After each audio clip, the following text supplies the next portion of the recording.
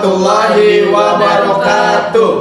Kami calon guru penggerak Angkatan 10 Kabupaten Karawang akan melakukan demonstrasi kontekstual modul 2.3 coaching dalam supervisi akademik, terdiri dari saya Dian Nurdiansyah dari SMK Negeri Batu Jaya sebagai observer. Saya Sapori Anwar dari SDN Solokan 1 sebagai coach. Dan saya Mira Kurniawati dari SDN Solokan 3 sebagai coach. Selamat menyaksikan.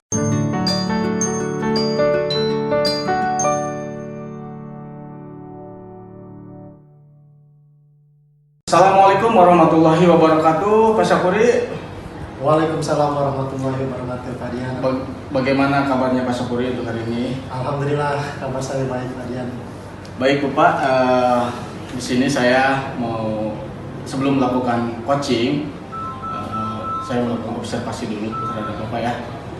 Oke, sebelum kita melakukan coaching, sebagai awal saya akan mengajukan beberapa pertanyaan buat Bapak. Pertama-tama saya akan mendiskusikan tentang rubrik penilaian untuk proses coaching kali ini, Pak.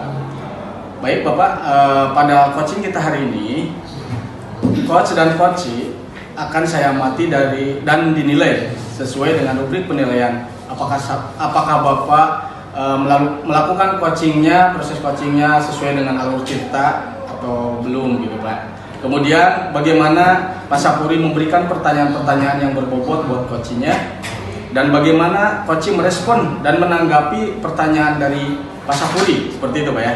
Nah jangan lupa yang disesuaikan dengan prinsip coaching, diantaranya proses kreatif dan memaksimalkan potensi. Baik, untuk pertanyaan pertama yang akan saya ajukan ke Bapak, kompetensi apa yang akan Bapak kembangkan untuk proses coaching hari ini Pak? Ya, jadi kompetensi yang pertama yang ingin saya kembangkan yaitu kompetensi presensinya, Pak ya. Jadi di sini mendengarkan aktif dan mengajukan pertanyaan-pertanyaan yang berbobot kepada coach. Baik, Bapak. Oke, untuk pertanyaan yang kedua, kompetensi mana yang Bapak kembangkan secara spesifik, Pak? Yang ingin diobservasi seperti ini. Untuk yang kedua ini Pak, kompetensi yang spesifik yang ingin dikembangkan itu adalah mendengarkan, Pak ya. Mendengarkan secara aktif dan memberikan pertanyaan-pertanyaan nanti yang lebih berbobot. Itu Pak. Oh, berarti yang pertanyaan-pertanyaan yang lebih berbobot untuk didengarkan itu mungkin Pak ya? Betul. Oke, lanjut ke pertanyaan ketiga Pak. Untuk indikator yang bagaimana yang ingin Bapak kembangkan dalam proses coaching kali ini Pak? Jadi dalam proses coaching kali ini saya ingin indikator itu coach saya ini bisa menemukan solusi Pak atas apa permasalahan yang dihadapinya. Jadi nanti coach saya ini dapat menemukan langkah-langkah yang tepat dalam mengatasi permasalahan yang ada. Baik sekali Bapak. Jadi si coachingnya bisa menemukan solusinya sendiri gitu Pak ya? Betul. Dengan dengan alur yang Bapak suguhkan. Coachingnya. Baik Bapak, semoga sukses untuk proses coachingnya, semoga berjalan lancar. Nanti saya izin untuk bisa mengamati Pak ya. Baik, terima kasih Bapak. Terima kasih Pak, terima kasih atas dukungannya. Sama-sama Bapak.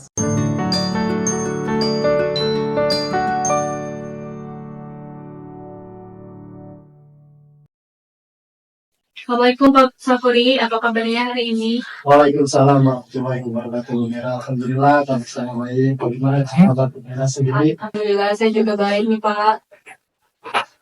Ada yang bisa saya bantu? Ada apa nih kira-kira ada hal penting yang perlu disampaikan? Iya nih Pak, saya mau minta waktunya Bapak nih 10 sampai 15 menit aja boleh ya Pak? Boleh, kira-kira ada apa tujuan dari obrolan kita kali ini? Saya ingin mendapatkan solusi nih Pak dari permasalahan yang saya temui di anak-anak kelas 5 nih Pak. Berarti Bu Mira ingin mendapatkan solusi atas permasalahan yang dihadapinya yang kuliah, yaitu tentang pembelajaran kelas 5 ya Bu ya? Iya betul Pak.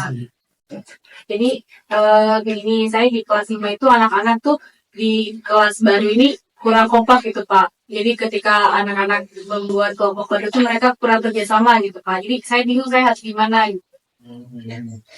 Berarti Bu Mira merasa bingung dengan keadaan murid yang terkesan tidak mau bekerja sama gitu, karena sudah memiliki kelompoknya masing-masing gitu Bu ya. Iya, betul. Ya, betul. Bu Mira merasa bingung dengan keadaan murid yang terkesan tidak mau bekerja sama. Saat Bu Mira membuat kelompok yang baru gitu Bu ya. Iya, betul, Ya. Pak. Ya, jadi tadi kan Bu Mira mengatakan murid-muridnya belum bisa bekerja sama jika dibuatkan kelompok yang baru. Nah, menurut Bu Mira, ideal itu murid-murid di kelas itu harus bagaimana?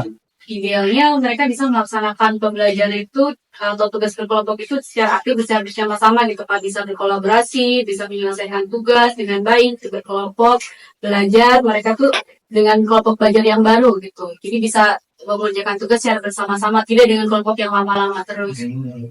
Ngomong-ngomong, apa yang sudah Bu Mira lakukan ya agar murid-murid dapat berkolaborasi dengan kelompok belajarnya yang baru gitu ya, sehingga mereka dapat menyelesaikan tugasnya dengan dapat belajar menjalin relasi kerjasama dengan kelompok yang lain, ya, sehingga siapa yang saja jadi merasa nyaman dengan kelompok barunya gitu. Sebenarnya saya sudah membuat kegiatan pembelajaran yang berdiferensiasi dan sudah terintegrasi dengan KSE, Pak.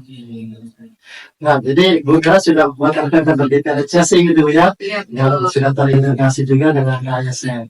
Nah, di sini sudah bagus Bu, karena yang sudah membuat hal seperti itu. Namun ASN ini sebelumnya sudah muncul atau belum? Kira-kira nih Bu, dari skala 1 sampai 10 lah, kira-kira di posisi mana Bu Mira sekarang dalam mencapai tujuan? Kalau sekarang mungkin saya masih di posisi 5 ya, Pak. Jadi belum maksimal gitu. Terus harapannya Bu Mira ada di posisi berapa nih Bu? Kalau harapannya pastinya ingin maksimal ya Pak, saya ingin di posisi 9 gitu, saya bisa maksimal dalam menerapkan diferensiasi dan KSI-nya ini. Jadi pengen dioptimalkan Bu ya gitu ya. Nah, terus kira-kira ada nggak nih Cibu cara yang lain yang dapat membantu Ibu untuk mencapai tujuan tersebut? Oh iya Pak, mungkin saya harus lebih menekankan lagi pembelajaran KSI-nya sebelum pada saat pembelajaran dan juga setelah selesai pembelajaran. Ya, oke. Itu pada pembelajarannya dia. Nah, terus bagaimana kalau di luar pembelajaran Bu? Kira-kira apa nih? Kalau di luar pembelajaran mungkin nanti saya akan mengadakan kegiatan seperti untuk mendorong atau melatih kebersamaan. Oh, itu berarti ide yang bagus juga Bu ya. Nah, itu kan kalau di kira-kira Bu, apa rencana kedepannya untuk mencapai tujuan tersebut? Oke, saya akan lebih menekankan lagi pembelajaran KSE-nya tadi ya Pak, sebelum, terus pada saat pembelajaran dan juga selesai pembelajaran, dan juga pada akhir pembelajaran nanti saya akan melakukan refleksi. Selain itu juga di luar pembelajarannya saya akan membuat kegiatan yang bisa melatih kerjasama atau kolaborasi anak-anak di kelas. Jadi banyak juga Bu ya rencana kegiatannya. Nah, dari rencana kegiatan itu kira-kira Ibu membutuhkan waktu berapa lama tuh? Mungkin waktu yang saya butuhkan sekitar 1 sampai 2 minggu ya Pak. Dari rencana itu nih Bu, komitmen Bu Mira terhadap rencana tersebut kira-kira apa? Komitmen saya pertama, saya akan membuat TPP ya Pak, atau rencana pembelajaran yang berdiferensiasi dan tadi sudah terintegrasi dengan HSE, dan juga membuat kegiatan pembelajaran di luar yang lebih tenaga kolaborasi atau kerjasama. Jadi Ibu membuat KTP. Iya. Dalam membuat KTP itu Ibu membutuhkan bantuan nggak dari orang lain yang akan siapa? Oke, kalau RPP mungkin saya bisa buat sendiri ya Pak, tapi mungkin nanti setelah saya buat saya akan bisa kasih jalan saya untuk bisa menelaah mungkin ada kekurangan, kalau ada kekurangan nanti bisa direvisi RPP-nya. Ya, tapi baik ya, sampai ke sampai sini, kira-kira dari saat kali ini, apa yang sudah didapatkan tujuan pembelajaran? Alhamdulillah saya sudah mendapatkan solusi ya Pak dari permasalahan yang tadi saya hadapi. Saya juga ucapkan terima kasih sama Bapak karena dari berbincang dengan Bapak saya bisa menemukan sendiri solusi dari masalah yang saya hadapi. Ya, alhamdulillah Bu ya, berarti Ibu sudah mendapatkan permasalahan solusi terhadap